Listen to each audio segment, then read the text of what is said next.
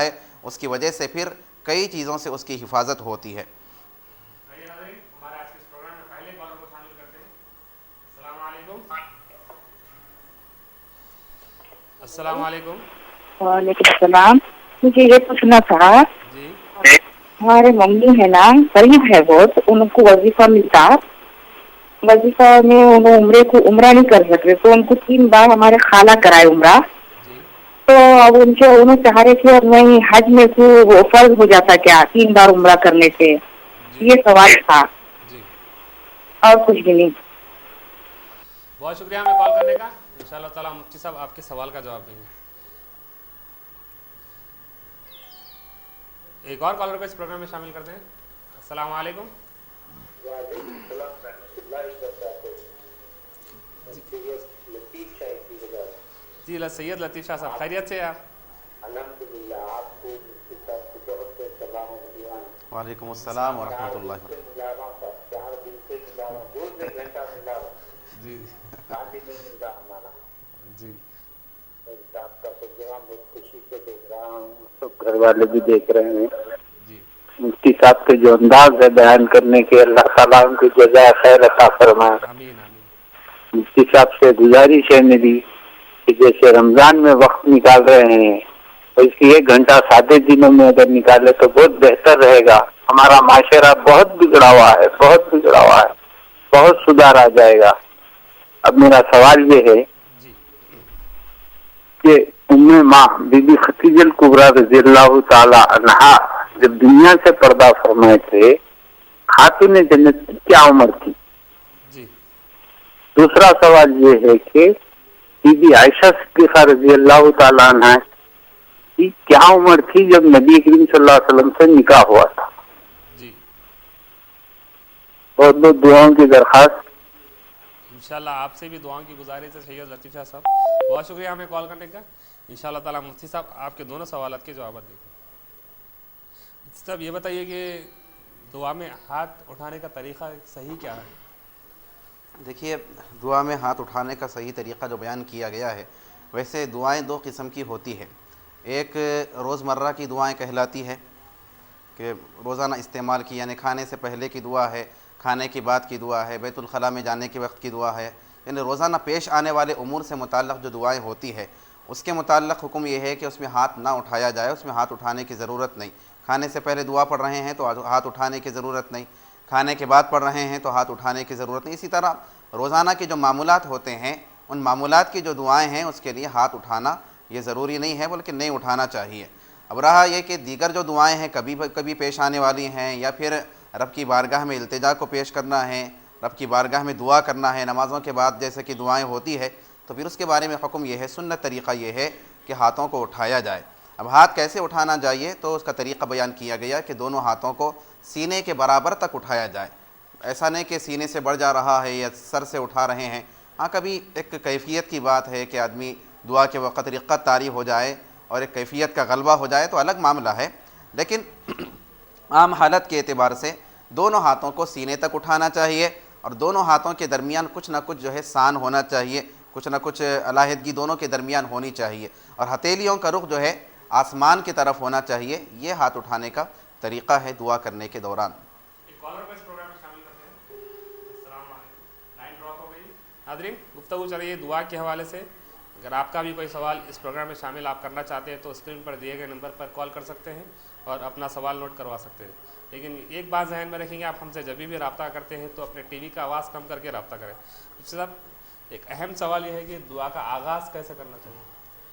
دیکھیے، حدیث شریف میں آتا ہے کہ ایک شخص حاضر ہوا، حضور اکرم صلی اللہ علیہ وآلہ وسلم تشریف فرما تھے۔ ایک شخص آیا اور آ کر سیدھا دعا مانگنے لگا رب تعالیٰ سے کہ اللہ مجھ پہ رحم فرما، مجھ کو بخش دے۔ تو آپ صلی اللہ علیہ وآلہ وسلم نے فرمایا کہ اس شخص نے جلد بازی کی۔ دوسرا شخص آیا، اس نے دعا کرنے کی ابتدا یہ کی کہ پہلے اللہ کی تعریف کیا، الحمدللہ کہا، پھر حضور اکرم صلی اللہ علیہ وآلہ وسلم پر درود کا نذرانہ پیش کیا۔ تو سرکار نے اس سے فرمایا کہ اے شخص، اب تو دعا مانگ، تیری دعا قبول ہوگی۔ تو طریقہ یہ ہے کہ دعا کرنے کے آداب یہ ہیں کہ سب سے پہلے اللہ کی تعریف کی جائے، الحمدللہ رب العالمین کہا جائے، پھر حضور اکرم صلی اللہ علیہ وآلہ وسلم پر درود بھیجا جائے۔ درود شروع میں بھی درود ہونا چاہیے، آخر میں بھی درود ہونا چاہیے۔ حضرت عمر فاروق رضی اللہ تعالیٰ عنہ سے مروی روایت میں ہے کہ اے لوگو، تمہاری دعائیں آسمان اور زمین کے درمیان معلق ہوتی ہے، رب کی بارگاہ میں نہیں پہنچتی جب تک کہ نبی صلی اللہ علیہ وآلہ وسلم پر درود نہ پڑھا جائے۔ تو لہٰذا آغاز میں بھی درود کا اہتمام، اختتام میں بھی درود کا اہتمام ہو۔ پہلے حمد کرنا چاہیے، پھر اس کے بعد درود شریف پڑھنا چاہیے، پھر اس کے بعد رب کی بارگاہ میں اپنی التجاؤں کو اور اپنی جو بھی گزارشیں ہیں اور جو بھی ضروریات ہے اس کو پیش کرنا چاہیے۔ سر بہتر طریقہ کون سا ہے؟ دعا میں پہلے اپنے لیے مانگنا چاہیے یا دوسروں کے لیے مانگنا چاہیے؟ بہت سے لوگ ایسا سمجھتے ہیں کہ بھائی دعا کا بہترین طریقہ یہ ہے کہ سب سے پہلے اپنے لیے نہیں بلکہ دوسروں کے لیے مانگنا چاہیے۔ تو دیکھیے اس کو ایثار کہتے ہیں کہ خود کا پہلے خیال نہیں بلکہ دوسروں کا خیال رکھا جائے، اور بیان کیا گیا کہ ایثار جو ہے، ایثار سے کام لینا، یعنی خود نہیں کھا رہے ہیں، دوسروں کو کھلا رہے ہیں، دوسروں کو اہمیت دے رہے ہیں، دوسروں کو ترجیح دے رہے ہیں۔ لیکن فرمایا گیا کہ لا ایثار فی القربات، کہ تقرب کی چیزوں میں، نیکیوں کی چیزوں میں ایثار نہیں ہے۔ ایسا نہ کہ بندہ دوسروں کو سامنے کے صف میں کھڑا کر کے پیچھے ہو جائے کہ میں پیچھے ٹھہر جاؤں گا، یا ایک قرآن ہے تو یہ کہے کہ آپ پڑھ لیجئے، قرآن کی تلاوت کر لیجئے، میں نے پڑھوں گا۔ نہیں، نیکیوں کے کاموں میں دوسروں کو ترجیح نہیں، نیکیوں کے کاموں میں بندہ خود کو ترجیح دینا چاہیے، خود کو آگے رکھنا چاہیے۔ تو لہٰذا دعا بھی عبادت ہے تو ابتدا اپنی ذات سے کیا جائے۔ دوسرے بھی جیسا کہ بیان کیا گیا، حضور اکرم صلی اللہ علیہ وآلہ وسلم کی سنت سے ثابت ہے کہ سرکار جب دعا کیا کرتے تو بدأ بنفسہ، تو اپنی ذات سے اس کا آغاز کیا کرتے تھے، پہلے اپنے حق میں دعا فرمایا کرتے تھے۔ اس کے اندر یہ مقصود بھی ہے کہ بندہ، کیونکہ دعا رب کی بارگاہ میں اپنی حاجت کو پیش کرنا ہے، اپنی بندگی کا اظہار کرنا ہے، اپنی محتاجی کا اظہار کرنا ہے، تو یقیناً بندے کی یہ کیفیت ہونا چاہیے کہ یہ عرض کرے کہ اے اللہ، تیری رحمت اور تیرے کرم کا سب سے زیادہ محتاج میں ہی ہوں۔ ایسا نہیں کہ مجھ کو تو ضرورت نہیں ہے، دوسروں کے لیے ایسی کیفیت نہیں، بلکہ پہلے اپنے لیے گزارش کرے، پہلے اپنی حاجت کو پیش کرے، یہ چیز کا اظہار کرتے ہوئے کہ اے اللہ، تیرے کرم کا، تیرے رحم کا، تیری مغفرت کا میں زیادہ حقدار ہوں، میں زیادہ محتاج ہوں۔ تو لہٰذا سب سے پہلے اپنے لیے دعا کیا جائے، پھر اپنے والدین کے لیے، پھر اپنے اہل و عیال کے لیے، پھر خاندان والوں کے لیے، تمام امت مسلمہ کے لیے، پھر جن کے لیے کرنا ہے اس طرح سے کیا جائے۔ سب سے پہلے اپنی ذات سے آغاز کرنا چاہیے۔ مفتی صاحب، اور ایک سوال یہ تھا کہ لمبی لمبی دعائیں کرنا چاہیے یا مختصر دعا کرنا چاہیے؟ اس میں ایک دعا کے متعلق اور ایک بات بھی یہ تھی کہ لوگ پوچھتے ہیں کہ پہلے کیا مانگنا چاہیے، کیا چیز کو رب کی بارگاہ میں پیش کرنا چاہیے۔ تو جیسا کہ بیان کیا گیا کہ سب سے پہلے اپنے گناہوں کی مغفرت کی دعا کرنا چاہیے، کیونکہ جب گناہوں کی مغفرت ہوگی، بندہ گناہوں سے پاک ہوگا، تو پھر اس کی دعا جو ہے قبول ہونے کے قابل ہو جائے گی۔ بندہ اگر گنہگار ہوگا، غلط کام کرنے والا ہوگا، تو پھر وہ اس کی قبولیت میں رکاوٹ بن سکتے ہیں۔ تو پہلے مغفرت کی دعا کی جائے، پھر جو بھی حاجت پیش کرنا ہے، پہلے آخرت کی حاجتیں ہو، کیونکہ ہمیشہ کی زندگی وہاں کی ہے، پھر جو بھی دنیا کی ضرورتیں اس کو بھی پیش کیا جائے۔ اور یہ بات بھی ذہن میں رہے کہ بعض لوگ سمجھتے ہیں کہ بھائی کوئی بڑا مسئلہ پیش ہو تو دعا کریں گے، کیا ضرورت ہے، کوئی مسئلہ ہی پیش نہیں ہے، کوئی ٹینشن ہی نہیں ہے، کوئی مصیبت ہی نہیں ہے، تو لہٰذا کوئی بڑا مسئلہ ہو تو پیش کریں گے۔ جبکہ آپ صلی اللہ علیہ وسلم نے فرمایا کہ اگر جوتے کا تسمہ بھی مانگنا ہے تو رب سے پھر مانگو، اور فرمایا کہ نمک بھی اگر مانگنا ہے تو رب سے مانگو۔ یہ نہ سوچو کہ چھوٹی چیز ہے، رب کی بارگاہ میں عرض کرنے کی کیا ضرورت ہے، رب سے مانگنے کی کیا ضرورت ہے، ایسا نہ سوچا جائے، کیونکہ ہر چیز کا دینے والا، ہر چیز کا انتظام کرنے والا رب تعالیٰ ہی ہے۔ یقیناً اسباب ہوتے ہیں، الگ بات ہے، دنیا دار الاسباب ہے، لیکن ایسا نہ سوچا جائے کہ چھوٹی چھوٹی سے مانگنے کی ضرورت کیا ہے، بڑا مسئلہ ہو، بڑی مصیبت ہو مانگیں گے، ایسا نہیں۔ ہر چھوٹی سی چھوٹی چیز کو بھی دعا میں شامل کرنا چاہیے، رب کی بارگاہ میں عرض کرنا چاہیے، اس کی دعا کی جا سکتی ہے۔ جہاں تک عبداللہ قادری نے سوال کیا کہ بہت بات لوگ جو ہے لمبی لمبی دعائیں کیا کرتے ہیں، تو بہتر کیا ہے، لمبی دعائیں کرنا بہتر ہے یا مختصر دعائیں کرنا بہتر ہے؟ تو دیکھیے حضور اکرم صلی اللہ علیہ وآلہ وسلم کے بارے میں آتا ہے کہ آپ صلی اللہ علیہ وآلہ وسلم جامع دعاؤں کو پسند فرماتے تھے۔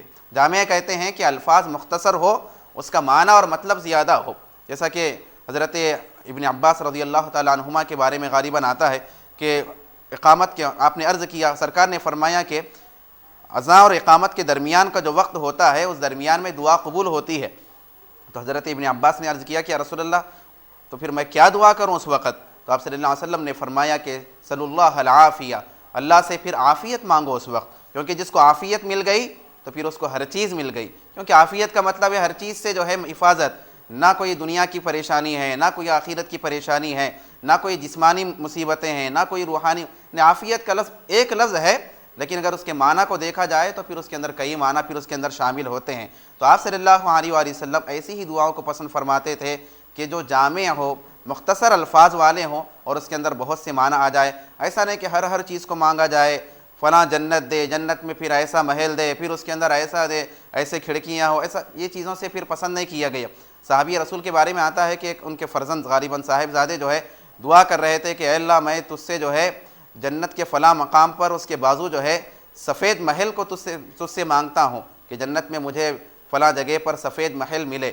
تو آپ نے پھر دعا کے اختتام پر ان کو نصیحت کی کہ دیکھو ایسا مانگنا نہیں چاہیے، جامع دعا کرنا چاہیے، کیونکہ حضور اکرم صلی اللہ علیہ وسلم سے میں نے سنا ہے کہ بعض لوگ ایسے ہوتے ہیں کہ جو پاکی حاصل کرنے میں اور دعا کرنے میں حد سے آگے بڑھ جاتے ہیں. تو لہٰذا اس طرح کا انداز نہیں ہونا چاہیے، جامع اور مختصر انداز کی دعا یہی زیادہ پسندیدہ ہے. ناظرین ہمارے اس پروگرام میں ایک اور کالر کو شامل کرتے ہیں. السلام علیکم. جی بہن کہاں سے بات کر رہے ہیں؟ جی فرمائیے. میرے کو 5 لڑکیاں ہیں، بولتے ہیں لوگ باپ کا نام چلنے کے لیے لڑکا نہیں ہے مرنے کے بعد، اس کے بارے میں بولی. جی کیا فرمایا آپ؟ لائن ڈراپ ہو گئی ہے، شاید ڈسٹربنس کی وجہ سے لائن ڈراپ ہو گئی ہے. کوئی بات نہیں، پھر ایک بار آپ کال کریں، انشاءاللہ تعالیٰ آپ کے سوالات کے پھر سے جوابات دی جائیں گے. ایک کالر کو شامل کرتے ہیں. السلام علیکم. وعلیکم السلام ورحمۃ اللہ وبرکاتہ. کون سا اور کہاں سے بات کر رہے ہیں؟ خلیل احمد خان مصری گنج سے. جی صاحب. جی سوال یہ تھا دعا کا وسیلے سے دعا مانگنا کیا جی ایک ہے. دوسری چیز یہ ہے نماز جنازہ میں جب سلام پھیرتے ہاتھ چھوڑنا چاہیے کہ ہاتھ باندھ کے رکھنا چاہیے؟ جی جی. اور کوئی سوال؟ السلام علیکم. وعلیکم السلام ورحمۃ اللہ. بہت شکریہ خلیل احمد صاحب ہمیں کال کرنے کا. انشاءاللہ تعالیٰ مفتی صاحب آپ کے دونوں سوالات کے جواب دیں گے. ایک اور کالر کو اس پروگرام میں شامل کرتے ہیں. السلام علیکم. ہلو السلام علیکم. السلام علیکم. وعلیکم السلام ورحمۃ اللہ. مفتی صاحب کو ہمارا سلام. وعلیکم السلام ورحمۃ اللہ وبرکاتہ. مفتی صاحب سے میرا سوال یہ تھا جی کہ مسجدوں میں کوئی بھی چندے کے لیے اپنی ضرورتوں کے لیے اعلان کرنے آئے تو ان کو جھجھلا کے باہر نکل دیتے. جی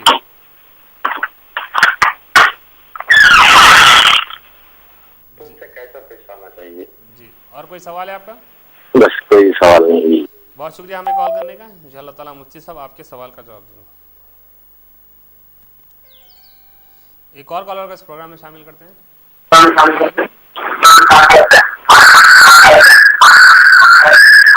السلام علیکم. وعلیکم السلام ورحمۃ اللہ. کون سا اور کہاں سے بات کر رہے ہیں؟ جی میں جہان نما سے بات کر رہا ہوں. فرمائیے. میرا سوال یہ تھا کہ میں نے نیت کی تھی کہ ایگزام میں اگر پاس ہو جاؤں گا کہ تو سنت اعتکاف بیٹھوں گا 10 دن کا. جی جی تو ابھی رزلٹ نہیں آیا ابھی، تو ابھی 10 دن کا بیٹھ جاؤں یا نہیں وہ سوال کرنا تھا مفتی صاحب سے. جی. بہت شکریہ ہمیں کال کرنے کا. انشاءاللہ تعالیٰ مفتی صاحب آپ کے سوال کا جواب دیں گے. مفتی صاحب ابھی آپ نے جیسا کہ بیان فرمایا کہ دعا کے قبولیت کا وقت میں سے ایک وقت یہ ہے کہ اذان اور اقامت کے درمیان میں دعا مانگی جائے، تو اس کے علاوہ اور کون سے اوقات ہیں دعا کی قبولیت کے؟ حضور اکرم صلی اللہ علیہ وسلم سے عرض کیا گیا کہ یا رسول اللہ کون سے اوقات ہیں کہ جس میں دعا زیادہ قبول کی جاتی ہے؟ تو آپ صلی اللہ علیہ وسلم نے فرمایا کہ دبر الصلوات المکتوبہ، فرمایا کہ فرض نمازوں کے بعد جو دعا کی جاتی ہے وہ زیادہ قبول ہوتی ہے. اب فرض نماز کے بعد کا مطلب کیا ہے؟ تو علماء نے بیان کیا کہ اگر وہ فرض نمازیں کہ جس کے بعد سنت نہیں ہے تو پھر فوری دعا کرنا چاہیے، وہ دعائیں قبول ہوگی، دعا کی قبولیت کا وقت ہوتا ہے.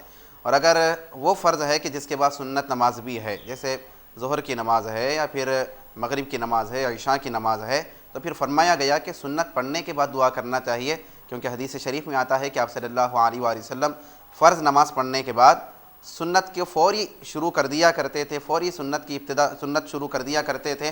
بس اللہم انت السلام ومنک السلام تبارکت ربنا وتعالیت یا ذا الجلال والاکرام، بس اتنا ہی وقفہ دیا کرتے تھے، کیونکہ سنتیں جو ہے یہ فرض کا تکمیلہ ہوتی ہے. تو لہٰذا اگر سنتیں نہیں ہیں تو پھر جتنی چاہے لمبی دعائیں کی جا سکتی ہے، وہ پھر اس کے متعلق پھر ہوگا کہ دعا قبول ہوگی. اور اگر سنتیں ہیں تو سنتیں پڑھنے کے بعد دعا کی جائے. تو یہ فرض نمازوں کے بعد جو دعا کی جاتی ہے وہ اللہ کی بارگاہ میں مقبول ہوتی ہے۔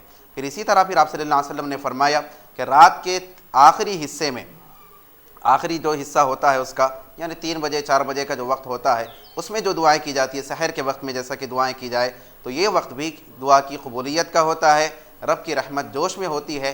اس وقت بھی جو دعائیں کی جائے تو رب کی بارگاہ میں مقبول ہوا کرتی ہے۔ کالر کو اس پروگرام میں شامل کرتے ہیں۔ السلام علیکم۔ جی کون سا اور کہاں سے؟ وعلیکم السلام۔ میں حاجی صلاح الدین بات کر رہا ہوں۔ جی صلاح الدین صاحب، میرے 3 سوال ہے صاحب۔ جی فرمائیے۔ سب سے پہلا سوال یہ ہے صاحب کہ میں اپنی والدہ اور والد کے لیے دونوں مر چکے صاحب، جی تو میں بہت ہر نماز میں کبھی بھی دعا کرتا ہوں ان کے لیے، جنت میں فردوس مانتا ہوں، اور میں بعد وقت میرے کو طاقت دیا اللہ تعالیٰ تو روزے رہ کے بھی ان کے حق میں دعا کرتا ہوں۔ جی اور میرا دوسرا سوال یہ ہے صاحب کہ آج کل لوگ اولاد شادی کرنے کے بعد بہت بدتمیزی کر رہے ہیں صاحب، بہت ہی اپنی بیوی کی بات سنے، ماں باپ کی بات نہیں سن رہے، بعد وقت تو اتنی گندے باتیں کر رہے ہیں ماں باپ کو، کچھ پوچھا نہیں، اور کچھ بولے تو پیدا کر کے احسان نہیں کرے بلکہ باتیں کریں۔ اور تیسرا سوال یہ ہے صاحب کہ بعد لوگ میرے کو بولتے ہیں آپ آنکھیں اچھی ہونے کی دعا کرو اللہ قبول کرتا، تو میں بہت زمانے سے کرتا ہوں صاحب، مگر میرے کو بہت اچھا دکھتا صاحب، جس حالت میں رکھا اللہ تعالیٰ اچھا رکھا، کہ میرے کو 2 آنکھیں نہیں ہے مگر دوسرے کو 2 ہاتھ نہیں تو لگا دے رہا، بلکہ میں یہ سوچ کے میں اللہ سے ہمیشہ دعا کرتے ہوں صاحب، اللہ آپ کو اچھا رکھو۔ بہت شکریہ صلاح الدین صاحب ہمیں کال کرنے کا۔ انشاءاللہ تعالیٰ مفتی صاحب آپ کے سوالات کے جوابات دیں گے۔ ایک اور کالر کو شامل کر لیتے ہیں۔ السلام علیکم۔ وعلیکم السلام ورحمۃ اللہ۔ مفتی صاحب کو اسلام میری طرف سے۔ وعلیکم السلام ورحمۃ اللہ۔ سر یہ شہری میں کیا ہے تو انڈا کھا سکتے کیا؟ جی اور کوئی سوال ہے آپ کا؟ بس کچھ یہی ہے سوال۔ بہت شکریہ ہمیں کال کرنے کا۔ انشاءاللہ تعالیٰ مفتی صاحب آپ کے سوال کا جواب دیں گے۔ سب بعض دفعہ ایسا دیکھنے میں آتا ہے کہ لوگ جب دعا مانگتے ہیں تو ادھر ادھر دیکھتے ہیں، یا پھر ہاتھ کو ایسے رکھتے ہیں، یا پھر ایسے رکھتے ہیں، یا پھر انگلیاں توڑتے ہیں، تو اس سے متعلق آپ کیا فرماتے ہیں؟ دیکھیے حدیث شریف میں حضور اکرم صلی اللہ علیہ وآلہ وسلم نے ارشاد فرمایا کہ اللہ تبارک و تعالیٰ اس کی دعا قبول نہیں کرتا کہ جس کا دل غافل ہو، غافل دل والے کی دعا کو قبول نہیں کرتا۔ توجہ کے ساتھ دعا کرنا چاہیے، رب کی طرف متوجہ ہو کر پوری یکسوئی کے ساتھ اور عاجزی انکساری کو اختیار کرتے ہوئے اپنی گزارش کو رب کی بارگاہ میں پیش کرنا چاہیے۔ ادھر ادھر دیکھتے ہوئے سمجھے دیواروں کو دیکھ رہے ہیں، توغروں کو دیکھ رہے ہیں، سمجھے ادھر ادھر نظر کو دوڑا رہے ہیں، توجہ ہے ہی نہیں رب کی طرف، الفاظ زبان سے ادا کر رہے ہیں، آمین کہہ رہے ہیں، لیکن توجہ اللہ کی طرف نہیں ہے، تو فرمایا کہ غافل جو دل ہوتا ہے اس کی رب تعالیٰ دعا قبول نہیں کرتا، تو لہٰذا توجہ کے ساتھ یکسوئی کے ساتھ پورا متوجہ ہو کر رب کی طرف اپنی دعا کو پیش کرنا چاہیے۔ ایک کالر ہمارے ساتھ لائن پر موجود ہیں، ان کو شامل کرتے ہیں۔ السلام علیکم۔ السلام علیکم۔ ہلو، السلام علیکم ورحمۃ اللہ وبرکاتہ۔ وعلیکم السلام ورحمۃ اللہ۔ مفتی صاحب کو بہت بہت قابل مبارکباد ہے پروگرام یہ۔ پوچھنا یہ تھا کہ مجھے یہ فطرے کی جو رقم ہوتی ہے جی یہ کس کو دینا چاہیے اور کب دینا چاہیے، اور ایک ساتھ دے سکتے ہیں یا پھر مطلب جیسے کہ ہم 5 ممبر ہیں جی تو 5 ممبر کا ایک ساتھ ایک کو دے سکتے ہیں یا پھر الگ الگ بھی دے سکتے ہیں؟ جی مہربانی ہوگی۔ بہت شکریہ ہمیں کال کرنے کا۔ انشاءاللہ تعالیٰ مفتی صاحب آپ کے سوال کا جواب دیں گے۔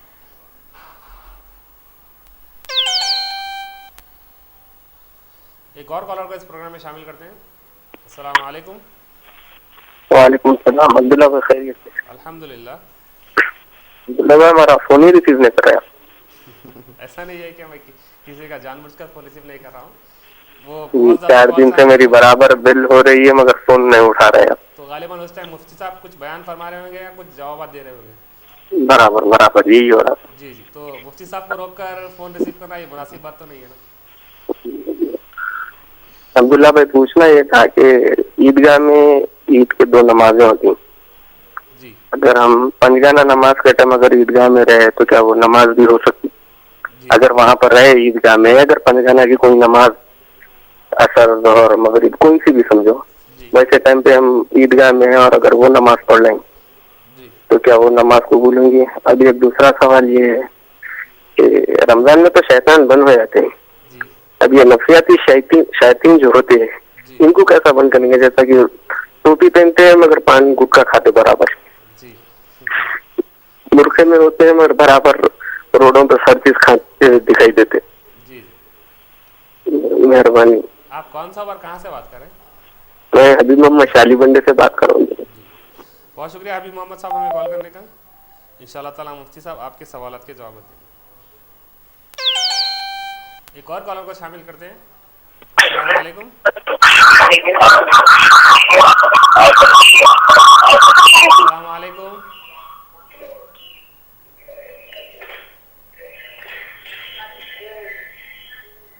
हमें मजबूरन ये लाइन ड्रॉप करना पड़ा डिस्टर्बेंस की वजह से।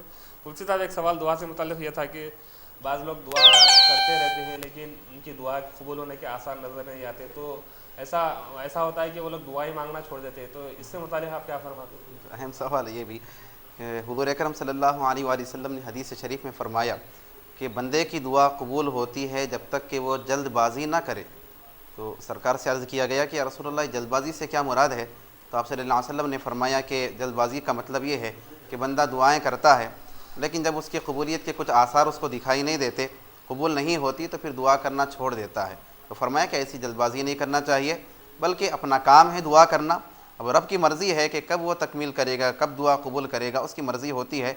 बंदे को तो चाहिए कि हमेशा दुआ करते रहे, ऐसा नहीं कि दुआ कबूल होने के इम्कानात नज़र नहीं आ रहे हैं तो छोड़ दिया करे, ऐसा हरगिज़ नहीं करना चाहिए। ज़रूरत के टाइम दुआ मांगना ये कैसा? हदीस में आप सल्लल्लाहु अलैहि वसल्लम ने फरमाया कि बंदा अगर चाहता है कि मुश्किल हालात में उसकी दुआ कबूल हो तो उसे चाहिए कि जब खुशहाली है उस वक़्त कसरत से दुआ किया करे। मुसीबत आने पर ही दुआ करना ऐसा नहीं है, क्योंकि कई ऐसी चीज़ें हो सकती है कि आप दुआ करने की वजह से कई आने वाली मुसीबतें से आप महफूज हो सकते हैं, बलाओं से महफूज हो सकते हैं, कई ऐसे मामलात हो सकते हैं। बंदे को अंदाज़ा नहीं होता कि कई चीज़ें तो ऐसी होती कि बंदे को महसूस होता है कि एक मुसीबत आने वाली थी, अल्लाह का शुक्र है कि हिफाजत हो गई, लेकिन कई ऐसी मुसीबतें भी होती है, परेशानियां होती है, आजमाइशें होती है कि दुआएं करने की वजह से फिर वो उसके करीब नहीं आती, उससे फिर बंदा महफूज रहता है। तो लिहाजा कोई मुश्किल महसूस हो तो ही दुआ करे, इस तरह का नहीं, बल्कि हमेशा रब की बारगाह में दुआ करते रहना चाहिए। और जैसा कि मैंने हदीस अर्ज़ किया कि अगर मुश्किल हालात में दुआ की कबूल होने का अगर चाहते हैं तो फिर खुशहाली के ज़माने में कसरत से दुआ किया करें। एक कॉलर हमारे साथ लाइन पर मौजूद है, उनको शामिल करते हैं। अस्सलाम वालेकुम।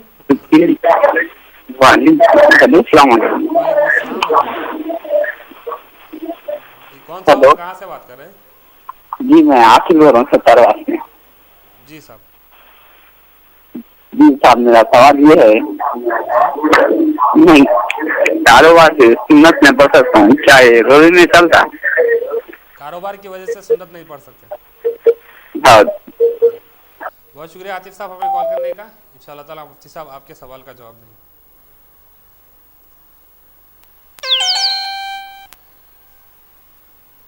एक और कॉलर को इस प्रोग्राम में शामिल करते हैं। अस्सलाम वालेकुम। वालेकुम अस्सलाम व रहमतुल्लाहि व बरकातहू। कौन सा और कहाँ से बात कर रहे हैं? मैं मोहम्मद अकरम बात कर रहा हूँ साहब। जी अकरम साहब। साहब मेरे दो सवाल है। जी फरमाइए। आदम अलैहिस्सलाम और हवा अलैहिस्सलाम का निकाह कहाँ पर हुआ, दुनिया में हुआ या जन्नत में हुआ? जी। और एक सवाल है साहब, ये शादियों के बारे में कुछ मौजूद रखे तो अच्छा, क्योंकि जहेज के लिए कई बच्चियां जो तो घर में बैठ के ऐसा से कमतरी हो रही लोगों के माँ बाप को और बच्चियों को। जी। मौजूद है तो शादी के बारे में और निकाह के बारे में रखे तो मेहरबानी। जी बहुत शुक्रिया अकरम साहब हमें कॉल करने का।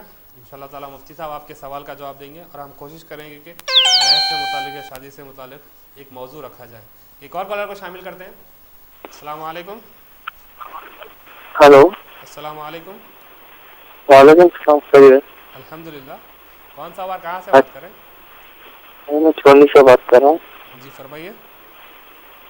ये मेरा सवाल है कि बच्चा पैदा होगा, मैं परसों में पूछा था सवाल कि थोड़ा जोर से फरमाइए आप। बच्चा पैदा होने के बाद आजाद देते हैं ना, उसको आजाद दिए बाद जो नाम रखते हैं वो नाम कितने दिन में रखना है, या आजाद दिए बाद भी रख सकते हैं या आजाद 7 दिन के बाद रखना है? सुन्नत तरीका क्या है ये मुझे जाननी चाहिए। या काबुल से समझे टाइम ज्यादा होगा तो ये सुनने नहीं आ रहा, नमाज के चले टाइम हो जा रहा, तो इसका सवाल का जवाब दीजिए तो मेहरबानी होगी। बहुत शुक्रिया हमें कॉल करने का। इंशाल्लाह ताला मुफ्ती साहब आपके सवाल का जवाब देंगे। मैं गुजारिश करूंगा कि मुफ्ती साहब کہ ان کے سوال کا جواب ابھی دے دیں کہ بچہ جب پیدا ہوتا ہے تو اذان کے ٹائم اگر کچھ نام رکھا جائے تو کتنے دن تک رکھنا چاہیے، یا اذان کے کتنے دن کے بعد، یا 7 دن کے اندر یا 8 دن کے اندر کب نام دیکھیے رکھنا سنت طریقہ تو یہ بیان کیا گیا کہ 7ویں دن اس کا عقیقہ کیا جائے اور پھر اس دن اس کا نام رکھا جائے، یعنی یہ طریقہ بیان کیا گیا۔ بہرحال اذان دینے کے بعد بھی رکھا جا سکتا ہے، اس کی بھی اجازت ہے، لیکن مصنون طریقہ 7ویں دن نام رکھنا اور عقیقے کا اہتمام کرنا یہ بیان کیا گیا۔ ایک کالر کو شامل کرتے ہیں۔ السلام علیکم۔ السلام علیکم۔ وعلیکم السلام۔ ہاں میرا ایک سوال ہے بھائی، جی فرمائیے۔ یہ کہ لوگ ختم کھلاتے ہیں جو ہے تو پھر قسم ڈال دیتے ہیں ہمارے اوپر، گھر پہ نہیں آنا کرنا، جی پھر اس کے باوجود ہم گئے تو کیسا، جی اس کے بارے میں معلوم کرنا تھا۔ اور ایک چیز ہمارے وائف بات سے ہلو السلام علیکم وعلیکم السلام ورحمۃ اللہ۔ جی وہ مجھے یہ سوال کرنا تھا، وہ ایک ہمارے پاس جو کام والے آتے ہیں تو وہ سید میں بولتے، تو پھر بھی وہ بولتے کہ کسی کو زکات مت دو، ہمیں دینا، ہمیں زکات دو، ایسا بولتے۔ جی غریب ہیں انہوں، بہت غریب ہیں، اب ہم سید ہیں تو کیا ہم بھوکے پیاسے مرنا، ہمارے کو لوگ نہیں دے رہے۔ جی جی اور دوسرا میرا یہ ایک سوال ہے کہ وہ جو زکات رہتی ہے، سمجھو اپنے کو ذرا دیر ہے، پیسے نہیں رہتے، تو اب عید کے دن ہی آتے پیسے، تو عید کے دوسرے دن بھی یا تیسرے دن بھی ایسا دے سکتے ہیں، اب آدمی یا دور بھیجنا رہتا سمجھو، تو عید کے بعد بھیج سکتے کیا ہم لوگ؟ جی جی بہت شکریہ ہمیں کال کرنے کا، ان شاء اللہ تعالیٰ آپ کے سوالات کے جوابات دیے جائیں گے۔ مفتی صاحب، زکوٰۃ اگر رمضان میں نہیں آ سکی، اگر عید کے دن کچھ پیسے آئے زکوٰۃ کے، یا تو عید کے دوسرے دن یا تیسرے دن دے سکتے ہیں، کہ دور جگہ بھیجانا رہا تو کیا بھیجا سکتے ہیں؟ ٹھیک ہے، ایک کالر کو شامل کرتے ہیں۔ السلام علیکم۔ السلام علیکم سر۔ وعلیکم السلام ورحمۃ اللہ۔ صاحب لوگ آج ملک پیٹ سے شریف بات کر جی جی ملک پیٹ سے شریف بات کر جی بس سر، میرے 2 سوال تھے سر۔ جی فرمائیے۔ صاحب ہم لوگ ایک ذاتی کہہ رہے صاحب، کوئی بینک بیلنس تو پیسے بجلی نہیں ہے، تو اس کے اوپر کوئی زکات واجب ہوتی ہے؟ جی اور ایک سوال صاحب میرا، جو ہمارے آزو بازو گھر والے بول رہے ہیں انڈا نہیں کھانا، وہ یہ بول رہے ہیں صاحب۔ انڈا نہیں کھانا ہو رہا ہے؟ جی ہو، میں ڈیلی الحمد للہ انڈا کھاتا ہوں صاحب۔ جی جی یہ سب پھر صاحب بہت شکریہ ہمیں کال کرنے کا، ان شاء اللہ تعالیٰ مفتی صاحب آپ کے سوالات کے جوابات دیں گے۔ مفتی صاحب، کسی سے دعا کی گزارش کرنا کیسا؟ دیکھیے دعا کی گزارش کرنا یہ بھی حضور اکرم صلی اللہ علیہ وآلہ وسلم کی سنت سے ثابت ہے، جبکہ سرکار کے لیے تو کسی کی دعاؤں کی ضرورت نہیں ہے، لیکن گویا کہ سرکار کا عمل اس لیے محسوس ہوتا ہے کہ سرکار یہ اظہار کرنا چاہتے تھے کہ دعا کی گزارش کرنا یہ بھی سنت ہے، یہ بھی مسنون طریقہ ہے۔ چنانچہ حضرت عمر فاروق رضی اللہ تعالیٰ عنہ کے بارے میں آتا ہے کہ آپ عمرے کا ارادہ کیے تو حضور اکرم صلی اللہ علیہ وسلم کی خدمت میں حاضر ہوئے اور عرض کیے کہ یا رسول اللہ میں عمرے کے لیے جا رہا ہوں، تو حضور اکرم صلی اللہ علیہ وسلم نے فرمایا کہ اپنے بھائی کو دعا میں نہ بھولو، یعنی سرکار کی انکساری تھی، عاجزی تھی کہ سرکار نے اپنے آپ کو بھائی فرمایا، دوسرے نہیں کہہ سکتے، تو سرکار نے گویا کہ سنت طریقہ بتانے کے لیے، اس کو مسنون قرار دینے کے لیے حضرت عمر سے فرمایا کہ میرے لیے دعا کیا کرو۔ لیکن دوسری طرف دیکھیے، نعوذ باللہ کسی کے ذہن میں یہ نہ آئے کہ بھائی اللہ کے نبی کو بھی دعاؤں کی ضرورت ہے، ایسا نہیں، وہ تو سب سے زیادہ دعائیں تو انہی کی قبول ہوتی ہے، ان کی کوئی دعا رد نہیں ہوتی۔ مقصود یہ تھا کہ دعاؤں کی گزارش کرنا بھی مسنون ہو جائے، یہی وجہ ہے کہ حضرت عمر فاروق رضی اللہ تعالیٰ عنہ پھر سن کر فرماتے ہیں، سرکار کی خدمت میں عرض کی، انہوں نے فرمایا کہ سرکار کے یہ جو جملے ہیں کہ اپنے بھائی کو اپنی دعاؤں میں نہ بھولو، یہ میرے لیے دنیا اور وما فیہا سے بہتر ہے، کیونکہ سرکار نے گویا کہ میری دعاؤں میں اپنا حصہ شامل کر دیا تو پھر میری ساری دعائیں قبول ہو گئی۔ تو لہٰذا بہرحال اس حدیث سے ثابت ہوتا ہے کہ دعاؤں کی گزارش کرنا یہ بھی سنت نبی سے ثابت ہے۔ اس لوگ غالباً ایسا کسی کا قول بھی ہے کہ تم دعا اسی زبان سے مانگو جو زبان سے تم نے کوئی گناہ نہیں کیا ہو، ایسا ہاں، علماء نے بیان فرمایا ہے کہ مطلب اللہ تعالیٰ جو ہے اس دعا کو قبول کرتا ہے کہ جس دعا سے جو ہے بندہ گناہ نہ کرے، یعنی اپنی زبان ہے تو پھر اپنی زبان سے تو اپنے لیے گناہ ہوئے ہیں، جس زبان سے تمہارے لیے گناہ نہیں ہوئے اس زبان سے دعا کریں گے تمہارے حق میں تو قبول ہوگی۔ تو خود کی زبان تو وہ ہوتی ہے کہ پھر انسان اس سے گناہ کا ارتکاب کرتا ہے، کسی کی غیبت ہو جائے تو دوسروں سے دعا کرائے گا تو اس کی زبان سے تو اپنے حق میں گناہ نہیں ہوئے، دعا اپنی ہے، زبان دوسروں کی ہے، تو گویا کہ وہ زبان اپنے حق میں پاکیزہ ہو گئی، تو لہٰذا دوسروں سے گزارش کرنا دعاؤں کی یہ بھی بہت ہی بہتر طریقہ ہے، یقیناً ایسا کرایا جا سکتا ہے۔ کالر کو شامل کرتے ہیں۔ السلام علیکم۔ السلام علیکم۔ وعلیکم السلام ورحمۃ मुफ्ती साहब को सलाम वालेकुम रहमतुल्लाह। वालेकुम अस्सलाम। जी बहन, जी कहाँ से बात मेरा कर रहे हैं? सवाल है, जी फरमाइए।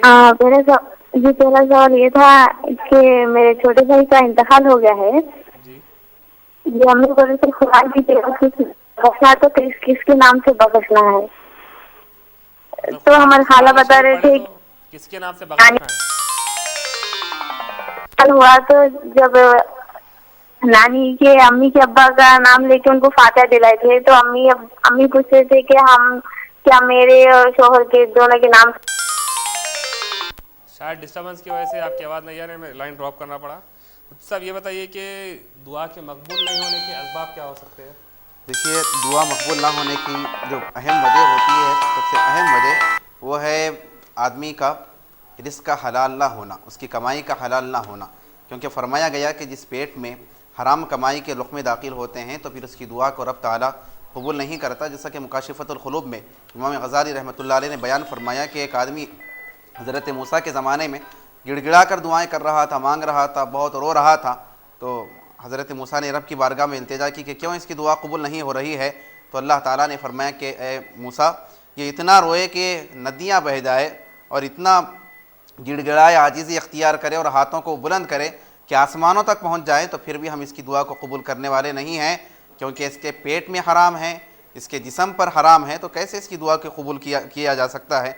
तो लिहाजा दुआ ना कबूल होने की अहम वजह जो होती है आदमी का कमाई हलाल ना होना। तो लिहाजा हर एक को जायज़ा लेते रहना चाहिए कि कहीं कोई हराम लुक़्मे तो मेरे पेट में दाखिल नहीं हो रहे हैं, क्योंकि उसकी वजह से फिर दुआ कबूल नहीं होती। तो अहम वजह ये होती है। दूसरे फिर दीगर गुनाहों का मामला है कि गुनाहों की वजह से भी दुआ की कबूलियत में रुकावटें पैदा होती। इसीलिए हुक्म है कि सबसे पहले बंदा तौबा करे, मग़फ़िरत की दुआ करे, फिर उसके बाद फिर दीगर चीज़ों को रब ताला से मांगे ताकि गुनाहों की माफ़ी हो जाए। तो जो गुनाह रुकावट बन सकते हैं दुआ की कबूलियत में, वो रुकावटें ख़त्म हो जा सके। तो ये चीज़ें होती है, कमाई का हलाल ना होना, फिर गुनाहगार होना बंदे का, ये चीज़ें और ये असबाब होती है कि जिसकी वजह से दुआ रद्द कर दी जाती है। बदुआ करने का क्या हुक्म है? किसी को बदुआ दी जा सकती है? यानी मना तो नहीं है कि किसी पर भी कोई किसी के ख़िलाफ़ दुआ ना की जाए, बददुआ ना की जाए। हदीस से भी सबूत मिलता है कि हुज़ूर अकरम सल्लल्लाहु अलैहि वसल्लम ने भी बाज़ लोगों के हक़ में, यानी उनके ख़िलाफ़ जो है आप सल्लल्लाहु अलैहि वसल्लम ने दुआ की थी। उलमा ने यहाँ पर बयान किया है कि सरकार के लिए जब तज़किरा किया जाए तो ऐसा ना कहा जाए कि सरकार ने बद्दुआ की थी, क्योंकि बद कहते हैं बुरा, और सरकार के लिए तो ये लफ्ज़ इस्तेमाल करना मुनासिब नहीं होता। ये कहा जाए कि दूसरों के ख़िलाफ़ आप सल्लल्लाहु अलैहि वसल्लम ने किसी के ख़िलाफ़ दुआ की थी, तो उससे साबित होता है कि अगर कोई ऐसे हालात हैं और किसी ने बहुत ज़्यादा जुल्म किया है, तो फिर किसी के ख़िलाफ़ अगर बंदा तंग होकर और फिर मज़लूम होकर जुल्म की वजह से फिर अगर किसी के ख़िलाफ़ दुआ करता है, बद्दुआ करता है, तो फिर उसकी इजाज़त है। इसकी वजह से कुछ गुनाह वगैरह के मामलात या फिर मना नहीं है ऐसा। एक कॉलर को शामिल करते हैं। अस्सलाम वालेकुम। वालेकुम अस्सलाम वरहमतुल्लाह। सर मैं मदीना कॉलोनी से मोहम्मद सलीमुद्दीन बात कर रहा हूँ। जी साहब। सर अभी जो दुआ के बारे में बोले थे जी, उसमें जो है ना तकरीबन लोग जो है एक बार नहीं बोलते हैं, बार बार बोलते हैं कि मुझे दुआ में याद रखिए, दुआ में याद रखिए जी। तो मतलब जैसा कि एक बार बोले तो अब अपन सुन ले सकते हैं कि आजकल SMS से उसमें दुआ में याद रखिए, SMS कुछ भी नहीं रहता, लेकिन उसमें दुआ में याद रखिए ज्यादा बोलते हैं जी। और एक सवाल ये था कि मैंने सुना कि जो SMS से हदीस भेजते हैं तो वो हदीस नहीं भेजना और जब अपन डिलीट कर देते तो इससे कुछ प्रॉब्लम होता बोलकर सुना मैंने जी। बस मुझे यही पूछना था। बहुत शुक्रिया हमें कॉल करने का। इंशाल्लाह ताला मुफ्ती साहब आपके सवाल का जवाब देंगे। SMS के ज़रिए जो हदीस भेजी जाती है तो वो हदीस बातों का डिलीट कर देते हैं, तो ऐसा नहीं भेजना चाहिए बोलकर इन्होंने सुना था। मुफ्ती साहब आखिरी दो सवाल रह गए दुआ के हवाले से कि एक सवाल ये था कि इज्तिमाई दुआ की फजीलत क्या है? देखिए, इज्तिमाई दुआ का सबूत भी अहादीस से मौजूद है। बाज़ लोग समझते हैं कि नहीं, जो नमाज़ों के बाद जो इज्तिमाई दुआएं होती है या फिर और मौक़ों पर जो इज्तिमाई दुआ की जाती है इसका सबूत नहीं है, अकेले में दुआ करना चाहिए, ऐसा नहीं। अहादीस शरीफ़ा से इज्तिमाई दुआओं का भी सबूत है, नमाज के बाद भी दुआओं करने का सबूत है। बाज़ लोग ये हैं कि बस सलाम फेर दिए उठकर चले गए, समझते हैं कि भाई अल्लाहुम्मा इन्नी ज़लमतु नफ्सी जो तशहुद में पढ़ लिए हैं अत्तहियात वगैरह के बाद, दुरूद इब्राहिम के बाद वही दुआ है, फिर दुआ करने की ज़रूरत क्या है? بھائی احادیث میں ثابت ہے کہ حضور اکرم صلی اللہ علیہ وسلم سے منقول ہے کہ آپ صلی اللہ علیہ وسلم نے یہ دعا کی تھی، یہ دعا کی تھی، یہ دعا کی تھی نمازوں کے بعد۔ اگر سرکار نے دعائیں نہیں کی اور صحابہ نے سنی نہیں تو پھر وہ کیسے منقول ہوئی؟ تو مطلب یہ کہ نماز کے بعد بھی دعا کرنا حضور اکرم صلی اللہ علیہ وآلہ وسلم کی سنت سے ثابت ہے، اور آپ صلی اللہ علیہ وآلہ وسلم کا ارشاد ہے کہ جہاں کہیں کوئی جماعت اکٹھا ہوتی ہے، بیٹھتی ہے، اور ان میں کا ایک دعا کرتا ہے اور سب لوگ آمین کہتے ہیں تو اللہ تعالیٰ ان کی دعاؤں کو ضرور قبول کرتا ہے۔ تو لہذا اجتماعی دعا کرنا یہ بھی قبولیت کے لیے بہت ہی بہترین ذریعہ ہے، اور اس کا ثبوت بھی احادیث شریفہ سے ہے۔ سب کچھ بہترین دعا بیان کر رہی ہے۔ بہترین دعائیں ویسے تو بہت سے الفاظ ہیں، ربنا آتینا فی الدنیا حسنہ وفی الآخرۃ حسنہ وقنا عذاب النار کی دعا ہے کہ دنیا کا بھی چیزیں آ گئی اس کے اندر کہ اے رب ہمارے لیے دنیا میں بھی اچھائیاں دے، آخرت میں بھی اچھائیاں دے، دوزخ سے عذاب سے بچا رہے۔ اور جیسا کہ میں نے عرض کیا عافیت کی دعا مانگنے کی آپ صلی اللہ علیہ وسلم نے فرمایا کہ اللہ سے عافیت مانگو، جس کو عافیت مل گئی تو ہر چیز مل گئی۔ تو اللہم انی اسألک العفو والعافیہ، یہ دعا کرنا چاہیے۔ لیکن جیسا کہ احادیث میں آتا ہے کہ صحابہ نے عرض کیا کہ رسول اللہ ہم نے آپ سے بہت ساری دعائیں سنی ہیں لیکن ہم کو یاد نہیں رہتی کہ کیا کیا دعائیں سنے ہیں، تو کتنی دعاؤں کو ہم یاد رکھیں، کیسے پھر ہم اس کا اہتمام کریں؟ تو حضور اکرم صلی اللہ علیہ وسلم نے فرمایا کہ ایک دعا تمہیں بتاتا ہوں، وہ تم دعا یاد رکھو، ساری دعائیں اس کے اندر آ جائے گی۔ سرکار نے پھر تعلیم فرمائی کہ یہ دعا کرو، اللہم انی اسألک من خیر ما سألک منہ نبیک صلی اللہ علیہ وسلم، کہ اے اللہ میں تجھ سے وہ بھلائی مانگتا ہوں جو بھلائی تجھ سے تیرے نبی نے مانگی تھی، اور وأعوذ بک من شر ما استعاذک منہ نبیک صلی اللہ علیہ وسلم، اور میں تجھ سے اس شر سے پناہ مانگتا ہوں جس شر سے تیری پناہ مانگی تھی تیرے نبی صلی اللہ علیہ وآلہ وسلم نے۔ یہ جامع دعا ہے، بس اس کا اہتمام کیا جائے تو پھر ساری دعائیں اس کے اندر آ جاتی ہے۔ سرکار نے جو خیر مانگا تھا، اے اللہ میں تجھ سے وہ خیر مانگتا ہوں، اور جس شر سے تیرے نبی نے تیری پناہ مانگی تھی ان تمام شر سے میں تیری پناہ مانگتا ہوں۔ یہ دعا کرے تو سب سے بہترین دعا بھی ہے اور سب جامع دعا ہے کہ ساری دعائیں پھر اس کے اندر شامل ہو جاتی ہے۔ صاحب کیونکہ پروگرام کے اختتام کا وقت بالکل قریب ہے تو آپ سے گزارش تھی کہ تیزی کے ساتھ سوالات جو آگے انشاءاللہ کوشش کرتا ہوں۔ پہلا سوال آیا تھا کہ 3 مرتبہ عمرہ کرنے سے کیا حج فرض ہو جاتا ہے؟ دیکھیے عمرہ جتنی بھی مرتبہ چاہے کریں اس کی وجہ سے حج فرض نہیں ہوتا۔ لطیف شاہ صاحب نے سوال کیا کہ ایک گزارش ان کی یہ تھی کہ دیگر دنوں میں بھی پروگرام رکھا جائے، تو الحمدللہ گزشتہ سال بھی چند مہینے نہیں ہو سکا آخری کے، اس سے پہلے پروگرام چلتا تھا ہمارا ہر جمعہ کے دن شرعی احکام کے نام سے۔ انشاءاللہ تعالیٰ نوٹ کر لیا گیا ہے آپ کی گزارش کو، تو کوشش کی جائے گی کہ وہ پروگرام پھر جو ہے شروع کیا جائے۔ اور ایک سوال ان کا یہ تھا کہ حضرت عائشہ صدیقہ رضی اللہ تعالیٰ عنہ کی عمر جو ہے آپ کے نکاح کے وقت کتنی تھی؟ تو سیرت نگاروں نے لکھا ہے کہ آپ کی عمر اس وقت 9 سال کی تھی، اور وداعی جب ہوئی تو اس وقت آپ کی عمر 13 سال کی تھی۔ اور ایک سوال انہوں نے کیا تو انشاءاللہ تعالیٰ اس کے بارے میں ہم عرض کریں گے کہ حضرت خدیجہ رضی اللہ تعالیٰ عنہ کے وصال کے وقت سیدہ کائنات حضرت فاطمہ الزہرا رضی اللہ تعالیٰ عنہ کی عمر کیا تھی، انشاءاللہ عرض کریں گے۔ اور ایک گزارش تھی لطیف شاہ صاحب سے کہ یقیناً یہ سوالات کی بھی اہمیت ہے، معلومات ہیں یہ کہ لیکن تاریخ سے متعلق بہت سے یہ سوالات ہیں، بہتر یہ ہوگا کہ فقہی سوالات کو ترجیح دی جائے۔ قلیل احمد صاحب نے سوال کیا کہ دعا میں وسیلے کی کس قدر اہمیت ہے؟ دیکھیے دعا میں وسیلہ اختیار کرنا، وسیلے سے دعا کرنا یہ اللہ تبارک و تعالیٰ کا حکم ہے۔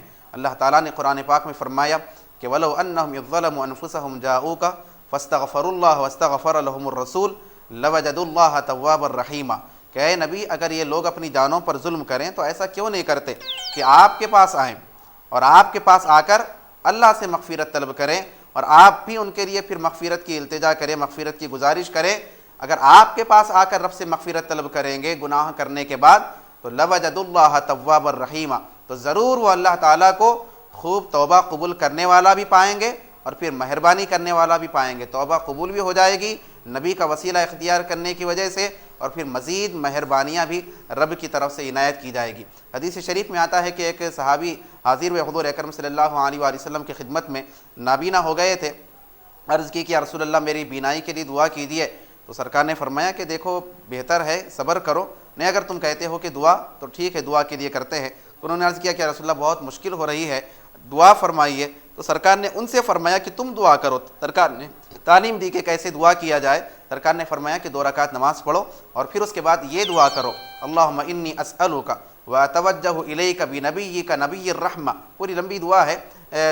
یہ دعا کرو کہ اے اللہ بے شک میں تجھ سے مانگتا ہوں اور تیری طرف متوجہ ہوتا ہوں تیرے نبی کے ذریعے سے، تیرے نبی کے واسطے سے جو رحمت والے نبی ہیں، رحمت کے نبی ہیں، صحابہ فرماتے ہیں کہ وہ شخص گئے، جا کر انہوں نے 2 رکعت نماز پڑھی، دعا کی، ابھی محفل موجود تھی، برخاست نہیں ہوئی تھی، اس حالت میں واپس آئے کہ ان کی بینائی لوٹ کر آ گئی تھی، وہ نابیناپن ختم ہو گیا تھا۔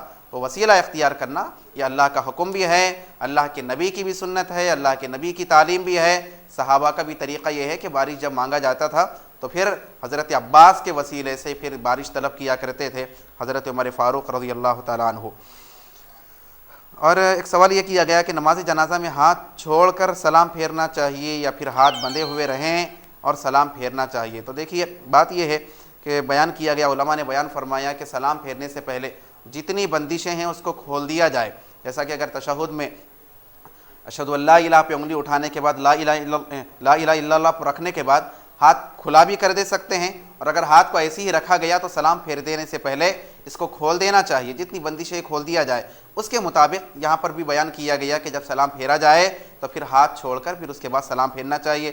ایک طریقہ یہ بھی بیان کیا گیا کہ جب دائیں طرف سلام پھیرے تو دائیں طرف کا جو ہے ہاتھ چھوڑ دیا کرے، بائیں طرف جو سلام پھیرے تو بائیں طرف کے ہاتھ کو چھوڑ دیں۔ یہ جنازے کے اندر یہ طریقہ بیان کیا گیا۔ صاحب نے سوال کیا کہ مسجد میں جو چندہ کرنے والے اعلان کرتے ہیں تو ان کو جھڑک کر باہر کیا جاتا ہے، تو کیسے ان کے ساتھ سلوک کرنا چاہیے؟ دیکھیے پہلی بات تو یہ ہے کہ مسجد میں مانگنے سے منع کیا گیا۔ یہ جو خاص طور پہ رمضان کے مہینے میں اعلانات ہوتے ہیں، بس جیسے ہی سلام پھیرا گیا کھڑے ہو جاتے ہیں لوگ، اعلان کرتے ہیں، کئی مصلیوں کی نمازوں میں خلل ہوتا ہے، عبادتوں میں خلل ہوتا ہے، جبکہ منع کیا گیا ہے مسجد میں اعلان کرنے سے، مسجد میں مانگنے سے منع کیا گیا ہے۔ بلکہ یہاں تک فرمایا گیا کہ اگر کوئی مسجد میں مانگے تو پھر اس کو تم نہ دیا کرو، تاکہ پھر اس کی آئندہ ایسی حرکت نہ کرے، پھر وہ آئندہ ایسی غلطی نہ کرے، کیونکہ مسجد یہ عبادت کی جگہ ہے، نماز کی جگہ ہے۔ اس طرح سے اعلانات کریں گے اور مانگتے رہیں گے تو پھر نماز پڑھنے والوں کی نماز میں خلل ہوتا ہے، دیر سے جو لوگ آئے اور پھر باقی نماز کو تکمیل کر رہے ہیں ان کی نمازوں میں خلل ہوتا ہے۔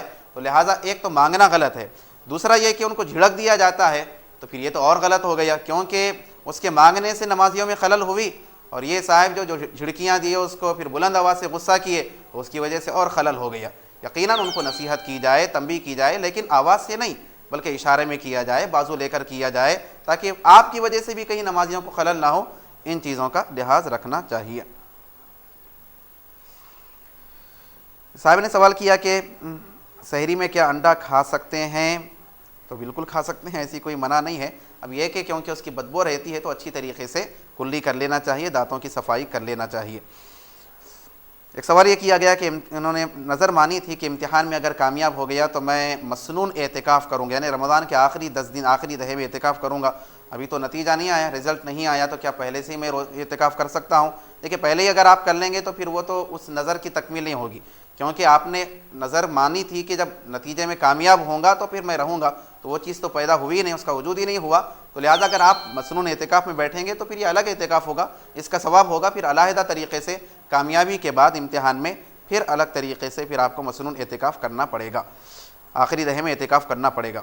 صلاح الدین صاحب نے سوال کیا کہ والدین کے لیے وہ ہمیشہ دعا کرتے ہیں جنت الفردوس کی۔ یقیناً اولاد کی ذمہ داری ہے کہ ہمیشہ اپنے والدین کو دعاؤں میں یاد رکھے۔ اللہ تعالیٰ نے قرآن پاک میں فرمایا کہ وقل ربی رحمہما کما ربیانی صغیرا، کہ اس طرح سے اپنے والدین کے حق میں دعا کیا کرو کہ اے رب ان پر رحم فرما جیسا کہ انہوں نے بچپن میں میری تربیت کی تھی۔ اور حضور اکرم صلی اللہ علیہ وآلہ وسلم فرماتے ہیں کہ جس دعا میں والد کے لیے مغفرت کی دعا نہ کی جائے، والدین کے لیے بندہ اس کے اندر والدین کو یاد نہ رکھے تو پھر وہ دعائیں قبول نہیں ہوتی۔ لہٰذا اولاد کی ذمہ داری ہے کہ ہمیشہ دعاؤں میں والدین کا خیال رکھیں، ان کے لیے بھی دعا کریں۔ اور ایک سوال ان کا یہ بھی تھا کہ دیکھنے میں آ رہا ہے کہ شادی کے بعد اولاد جو ہے والدین کے ساتھ بدتمیزی کا معاملہ کر رہے ہیں اور پھر بیوی کی طرفداری ہو رہی ہے۔ بہرحال ہر دو طرف سے بہت سے قصور ہیں، بعض والدین کی طرف سے معاملات بھی ہیں، بعض پھر اولاد کی طرف سے، بیویوں کی طرف سے بھی معاملات ہیں۔ تربیت نہ ہونے کا نتیجہ ہے، اور ہر ایک یہ چاہتا ہے کہ مجھے میرا حق ملے، دوسروں کے حق کا خیال نہیں ہے، اپنے متعلق دوسروں پہ کیا ذمہ داریاں اس کا فکر ہے، دوسروں کے ہم پہ کیا ذمہ داریاں اس کی فکر نہیں ہے۔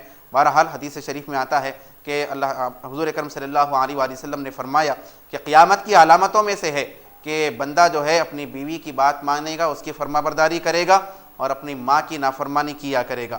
بہرحال اس چیز سے بچنا چاہیے، کیونکہ ماں باپ وہ ہوتے ہیں کہ ان کا کوئی بدل نہیں ہو سکتا، ہر ایک کا بدل ہو سکتا ہے لیکن ماں باپ کا بدل نہیں ہو سکتا، تو لہٰذا ان کو ہرگز ناراض نہیں کرنا چاہیے۔ ان کا کہنا یہ تھا، صلاح الدین صاحب جو کہ نابینا ہیں، انہوں نے کہا کہ لوگ ان کو کہتے ہیں کہ بھئی آپ آنکھوں کے لیے دعا کیوں نہیں کرتے؟ تو ان کا کہنا ہے کہ دعا تو کر رہے ہیں لیکن مطمئن بھی ہے کہ اللہ جیسے بھی رکھا ہے تو خوش ہیں اس کے اندر۔ یقیناً اللہ کے فیصلوں پر، اللہ کی جو بھی تخلیق ہے اس کے مطابق ہمیں ہمیشہ راضی ہونا چاہیے۔ اور پھر حدیث شریف میں آتا ہے کہ اللہ تعالیٰ نے فرمایا کہ میں جس کے دو معزز چیزوں کو لے لیتا ہوں، یعنی جس کی آنکھوں کو لے لیتا ہوں تو پھر اس کے بدلے میں پھر میں اس کو جنت عطا کرتا ہوں۔ تو بہت ساری خوشخبریاں نابینا جو حضرات ہوتے ہیں ان کے لیے بھی آئی ہیں، تو ان کو پست ہمت نہیں ہونا چاہیے، احساس کمتری کا شکار نہیں ہونا چاہیے کہ اللہ نے ہمیں ایسا کیوں رکھ دیا، ہم محروم ہیں۔ اللہ کی مرضی ہوتی ہے۔ اور بات یہ ہے کہ موجودہ زمانے کے اعتبار سے تو جو بے حیائی کا طوفان ہے ہر طرف، کہ جدھر نظر ڈالیے آوارہ گردی ہے، بے حیائی کا طوفان ہے، یہ حالات کے لحاظ سے تو ایسا محسوس ہوتا ہے کہ زمانے کے نابینا جو ہے بہت خوش قسمت ہیں کہ پھر کئی گناہوں سے پھر وہ محفوظ ہو سک رہے ہیں۔ سوال کیا گیا کہ فطرے کی رقم کب دینا چاہیے اور کتنی دینا چاہیے، اور کیا ایک شخص کو کئی فطرے دے سکتے ہیں؟ تو دیکھیے فطرے کی رقم ہے گیہوں کے اعتبار سے دیکھا جائے تو 1.25 کلو گیہوں یا اس کی رقم، اور اگر کھجور کے اعتبار سے دیکھا جائے تو 2.5 کلو کھجور یا اس کی رقم ایک آدمی کی طرف سے فطرہ ادا کرنا ہے۔ کب دینا چاہیے؟ عید کو جانے سے پہلے دے دینا، یہ ضروری ہوتا ہے۔ فطرے کی رقم بعد میں دیں گے تو پھر عام و صدقہ ہو جائے گا، اور بہتر یہ ہے کہ عید کے دن سے پہلے ہی دیا جائے، کیونکہ فطرے کا مقصد یہ ہے کہ فطرہ اس لیے دیا جاتا ہے تاکہ غریب بھی عید کی تیاری کر سکے، عید کے دن کچھ پھر وہ اپنا اہتمام کر سکے، اچھی غذا کھا سکے، اچھے کپڑے پہن سکے۔ بہرحال اس سے عید کے دن سے پہلے بھی فطرہ دیا جا سکتا ہے۔ اور ایک سوال ان کا جو تھا کہ ایک شخص کو کئی فطرے دینا، بالکل دے سکتے ہیں۔ کئی بھائی ہیں آپ کے، سب کے فطرے کسی ایک شخص کے حوالے کیا جائے، بالکل ایسا کیا جا سکتا ہے۔ حبیب محمد صاحب نے سوال کیا، پہلے انہوں نے کہا کہ بھائی ہم فون کرتے ہیں بیل بجتی ہے، لیکن بہت سے لوگوں کا شکوہ ہے کہ بھائی سوال اٹھاتے نہیں۔ بعض تو ایسے بھی ہیں کہ جو پہلے رمضان سے فون کر رہے ہیں، تو بہرحال کوئی وجہ نہیں ہوتی کوئی کہ اس وجہ سے نہ اٹھایا جائے، نعوذ باللہ، ایسا کوئی جان بوجھ کے نہیں کیا جاتا۔ کسی کا لگ جاتا ہے، کسی کا نہیں۔ صلاح الدین صاحب سے مشورہ لیجئے، کیونکہ روزانہ ان کا فون جو ہے اٹھایا جاتا ہے، سوال شامل کیا جاتا ہے۔ ان سے پوچھئے کہ کیا دعا پڑھ کے سوال کرتے ہیں، شاید آپ کا بھی فون جو ہے لگ جائے گا۔ سوال کیا تھا حبیب محمد صاحب نے کہ عیدگاہ میں نماز اثر وغیرہ پڑھ سکتے ہیں؟ تو دیکھیے عیدگاہ میں نماز عید سے پہلے کوئی نماز پڑھنے سے منع کیا گیا، نفل پڑھنے سے بھی منع کیا گیا۔ اب یہ کہ دوسرا وقت ہے تو پھر اس کے اندر کوئی قباحت نہیں ہے۔ اور ایک سوال ان کا یہ بھی تھا کہ رمضان کے مہینے میں بہت سے لوگ غلط اعمال کیا کرتے ہیں، جبکہ شیاطین تو قید میں ہو جاتے ہیں۔ تو دیکھیے غلط اعمال جو انسان کرتا ہے، غلطیاں جو کرتا ہے، گناہ کرتا ہے، تو دو وجہ سے کرتا ہے۔ ایک تو شیطان کے بہکانے کی وجہ سے، اور ایک نفس کے وسوسوں کی وجہ سے۔ شیطان تو قید میں ہو گیا لیکن نفس تو موجود ہے، اس کی وجہ سے پھر یہ سارے غلط اعمال ہوتے ہیں۔ ایک صاحب نے سوال کیا کہ کاروبار میں مصروفیت کی وجہ سے وہ سنت نہیں پڑھ سکتے، تو کیا اس کی وجہ سے گناہ ہوگا؟ تو دیکھیں سنت دو قسم کے ہیں، ایک سنت مؤکدہ کہلاتے ہیں، ایک سنت غیر مؤکدہ۔ جیسا کہ فجر سے پہلے کی سنت ہے، ظہر سے پہلے کی اور بعد کی سنتیں ہیں، اسی طرح عشاء کے بعد کی سنتیں ہیں، تو اور مغرب کے بعد کی سنت، یہ سنت مؤکدہ کہلاتی۔ اس کو تو پھر آپ کو پڑھنا ہے، کوشش کیجئے کہ اس کی ادائیگی ہو، کیونکہ اس کو ہمیشہ چھوڑیں گے تو پھر سنت مؤکدہ چھوڑنے کا گناہ ہوگا۔ اکرم صاحب نے سوال کیا کہ حضرت آدم اور حضرت حوا کا نکاح کہاں ہوا تھا؟ کہ زمین میں ہوا تھا یا آسمان میں ہوا تھا؟ پہلی تو گزارش یہ ہے کہ جیسا کہ آپ نے سنا ہوگا کہ کتنے لوگوں کو شکایت ہے کہ ہمارا سوال شامل نہیں ہوتا، تو بہت سے لوگ منتظر ہیں فقہی مسائل کو جاننے کے لیے۔ تو گزارش یہ ہے کہ تاریخ کے سوالات اور ایسے سوالات کہ جس کا زندگی میں کوئی درپیش ہونے والے نہیں ہیں، کہ فلاں نبی کا کیا معاملہ تھا، فلاں نبی کی کتنی اولاد تھی، بہرحال ایسی چیزوں سے بچا جائے، کیونکہ بہت سے لوگوں کے پھر ضروری مسائل بھی ہوتے ہیں۔ بہرحال حضرت آدم اور حضرت حوا کا نکاح جنت میں ہی ہوا تھا، اور مہر جو مقرر کیا گیا تھا، روایتوں میں آتا ہے کہ حضور اکرم صلی اللہ علیہ وآلہ وسلم پر درود بھیجنا، درود پڑھنا، یہ حضرت آدم اور حضرت حوا کے درمیان مہر مقرر کیا گیا تھا۔ ایک گزارش ان کی یہ بھی تھی کہ شادی کے متعلق موضوع کو رکھا جائے، تو انشاءاللہ ہم کوشش کریں گے کہ ایک دن نکاح کے بارے میں اور نکاح کے لیے لڑکے کا کیسا انتخاب ہو، لڑکی کا کیسا انتخاب، انشاءاللہ تعالی اس کے متعلق گفتگو کرنے کی کوشش کریں گے۔ صاحب نے سوال کیا کہ بہت سے لوگ جو ہے قسم ڈال دیتے ہیں کہ تم کو قسم ہے فلاں کام مت کرو، تمہاری لیے قسم ہے کہ ایسا کام مت کرو، اگر کریں گے تو کیا اس کی وجہ سے گناہ ہوگا؟ تو دیکھیے قسم اٹھانا الگ چیز ہے کہ خود قسم کھائے، اس کی وجہ سے پھر معاملات ہوتے ہیں، احکام اس پر لاگو ہوتے ہیں۔ دوسروں پر قسم ڈالی نہیں جا سکتی، شریعت میں اس کا کوئی وجود نہیں، اس کی وجہ سے کوئی فرق نہیں ہوگا کہ فلاں بندے نے پھر قسم ڈال دی تو پھر کیسا کیا جائے، کام نہیں کرنا چاہیے، نہیں، اگر کام کریں گے بھی آپ تو آپ پر کوئی قسم توڑنے وغیرہ کے کوئی معاملات لازم نہیں آئیں گے۔ اور ایک سوال یہ کیا گیا ان کے گھر والوں کی طرف سے کہ خادمہ جو ہے کام کرنے والی وہ سید ہیں، غریب ہیں، تو کیا ان کو زکوٰۃ دی جا سکتی ہے؟ اور خادمہ کا کہنا یہ ہے کہ بھئی ہم کو کیوں نہیں دیتے زکوٰۃ، پھر ہمارا خیال کون کرے گا۔ یقیناً ناظرین ہم نے بارہا توجہ دلائی ہے جہاں پر بھی موقع ملا ہے کہ سید حضرات کو یقیناً جو چاہے مرد ہو عورت ہو کیسی بھی حالت میں ہو ان کو زکوٰۃ دینے سے منع کیا گیا، کیونکہ زکوٰۃ یہ مال کا میل ہوتا ہے اور سادات کے لیے مناسب نہیں ہوتا۔ لیکن یہ بھی بہت ضروری ہے کہ جب ہم زکوٰۃ کے ذریعے ان کا تعاون نہیں کر سکتے تو دیگر نفلی جو خیرات ہوتے ہیں، نفلی جو تعاون ہوتے ہیں، اس میں خاص طور پہ سادات کا لحاظ رکھنا چاہیے، ورنہ پھر یہی وسوسے ہوں گے جیسا کہ ان کے خادمہ کی طرف سے ہوئے کہ ہم نے کیا قصور کیا، کیوں ہمارا تعاون نہیں کیا جاتا، کیوں لحاظ نہیں رکھا جاتا۔ بہرحال ان سے گزارش ہے کہ زکوٰۃ تو نہیں دے سکتے لیکن آپ اپنے مال میں سے کچھ نہ کچھ نکالیے پیسہ، ان کا تعاون کیجیے تاکہ وہ بھی رمضان کی خوشیوں کا اہتمام کر سکے، عید کی خوشیاں کی تیاری کر سکے۔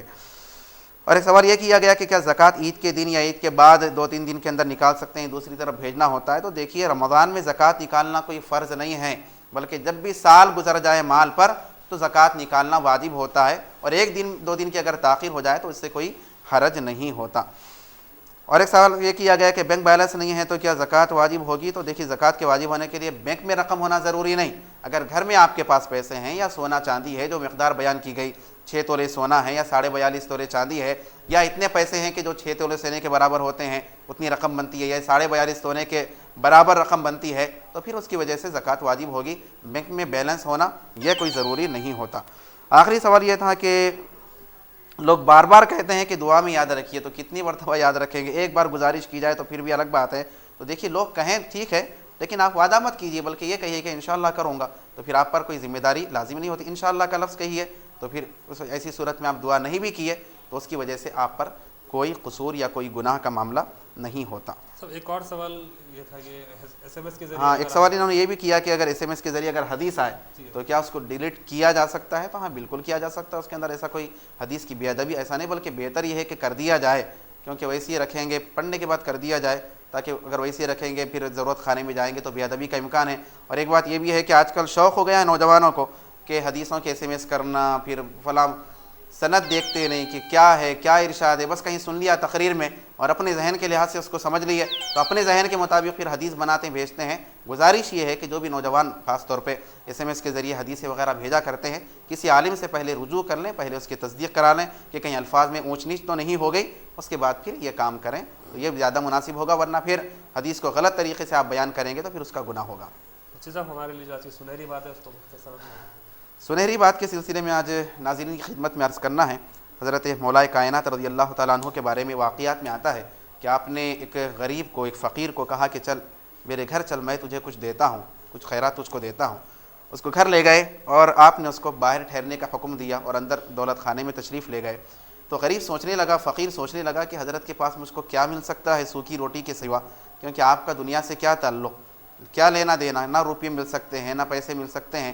سوچنے لگا اور ادھر ادھر نظر دوڑایا، دیکھا کہ گھوڑے پر زین رکھی ہوئی ہے، چمڑے کی جو زین ہوتی ہے بیٹھنے کی، تو سوچا کہ چلو غنیمت یہی ہے کہ زین لے کر فرار ہو جائیں، کچھ تو حاصل ہوگا۔ لے کر فرار ہو گیا۔ حضرت علی رضی اللہ تعالیٰ عنہ باہر تشریف لائے تو کیا دیکھتے ہیں کہ فقیر موجود نہیں ہے، اور ادھر ادھر نظر دوڑایا تو کیا دیکھتے ہیں کہ زین غائب ہے، تو سمجھ جاتے ہیں کہ یہ عمل اسی نے کیا ہے، یہ حرکت اسی نے کی ہے۔ اب باہر تشریف لاتے ہیں تو کیا دیکھتے ہیں کہ ایک آدمی بازار سے آ رہا ہے اور اس کے ہاتھ میں وہ زین موجود ہے۔ آپ پوچھتے ہیں کہ یہ تو نے کہاں سے لایا؟ تو کہتا ہے کہ ابھی میں بازار سے خرید کر لایا ہوں۔ تو آپ سمجھ جاتے ہیں کہ اس نے بیچا ہے اور یہ خریدا ہے۔ پوچھتے ہیں کہ کتنے میں تو نے خریدا ہے؟ تو کہتا ہے کہ 1 درہم کے بدلے میں۔ تو حضرت علی فرماتے ہیں کہ میں بھی تو اس کو 1 درہم دینے والا تھا۔ تو مطلب یہ ہے کہ بندہ چاہے حلال طریقے سے حاصل کرے تو بھی اتنا ہی ملتا ہے، اور حرام طریقے سے حاصل کرے بھی تو اتنا ہی ملتا ہے۔ اگر وہ رکتا وہیں پہ ٹھہرتا تو بھی اس کو 1 درہم ملنے والا تھا۔ اس نے ناجائز طریقہ اختیار کیا، چوری کا عمل کیا تو بھی اتنا ہی اس کو حاصل ہوا، کیونکہ بندے کا رزق مقرر ہے، مقدر ہے، اس میں کمی بیشی ہونے والی نہیں ہے، چاہے ذریعہ بندہ کچھ بھی اختیار کرے۔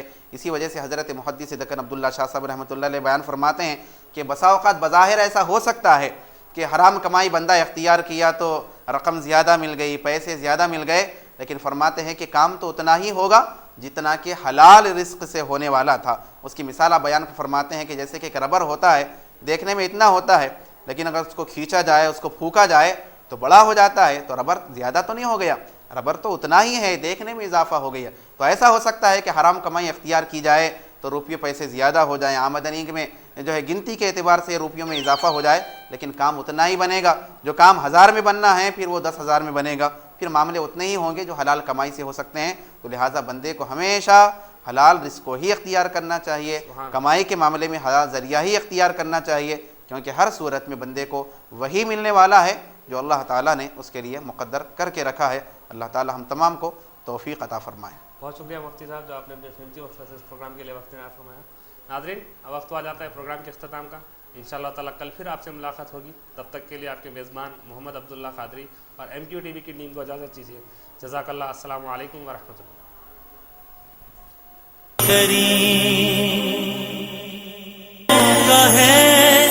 رمضان کا مہینہ بڑی